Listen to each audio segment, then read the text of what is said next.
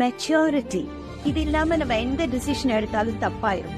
நம்ம செய்யற ஒன்னொன்னுக்கு பின்னாடியும் இருக்கிற அந்த பர்பஸ உணர்றதே மெச்சூரிட்டி தான். சாப்பிடுறோம்னா எதுக்கு சாப்பிடுறோம், பேசுறோம் என்ன ரீசன்காக, எதுக்காக அந்த வார்த்தையை பயன்படுத்துறோம்.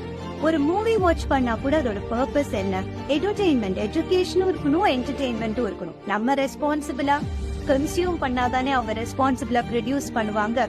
லேட்டஸ்டா அந்த மெச்சூரிட்டிக்கு நான் பார்த்த movie love, beautifully connected to life and career. போராட்டம் தான் நம்மளுடைய பலம். Extreme pain is equal to extreme positivity, negativity இல்ல. ஒரு டைரக்டரோட மெச்சூர் திங்கிங்க லவ் வந்து மேரேஜ் முடியணும்னு அவசியம் இல்ல. அவரே இன்ட்ரெஸ்டிங்கா, அன்எக்ஸ்பெக்டடா, எக்ஸ்ட்ராடினரியா திங்க் பண்றாரு அப்படின்னா எல்லாத்தையும் படைச்சவரு எப்படி திங்க் பண்ணுவாரு. அதனால்தான் we have challenges, difficulties in our life. There is no shortcut to success. படி ஏறிதான் போகணும். கஷ்டப்பட்டாதான் இஷ்டப்பட்டது நமக்கு கிடைக்கும்.